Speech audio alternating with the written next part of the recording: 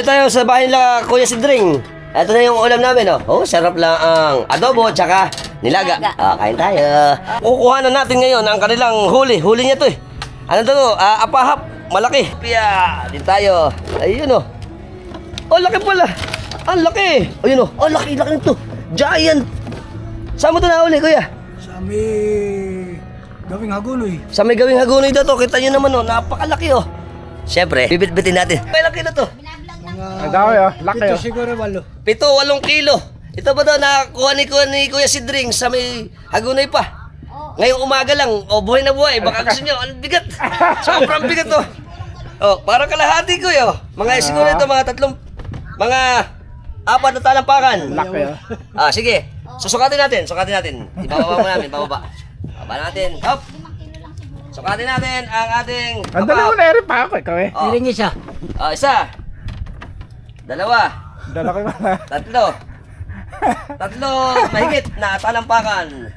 Bigat. Ito daw isang pinaka-giant monster. Lasa na. Ang ganda. Ito pa isa, maliit. Ito pa isa. Ibaba natin to. Ito naman mga siguro 3 kilo ano. Hindi, mga 4 yan. Mga 4 naman daw to. Tingnan nyo. Bablog namin to. Kita nyo naman. Ito. Yan o. Malaki din o.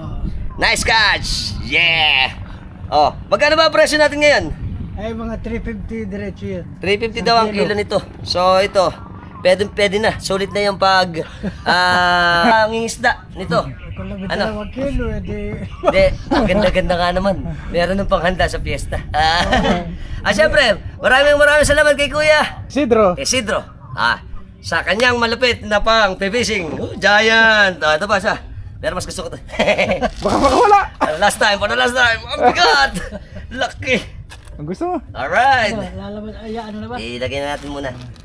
Ayun, lumalangoy po. Lumalangoy pa ang ating labo-labo. Ay, apahap. Tingnan mo yung ano. Ang laki pala ng ano nito. Yung tinik ko. Yung gulugod pa lang eh. Laki. Binubuhat ka laki. Buhay na buhay. Alright. Malangoy pa. Si Parang Jobe naman. Ang expert naming laki. Dadan, pagkatay natin yung bunit eh. Oh. Ayan o. Laki ah. Laki. Malaki pa sa bata.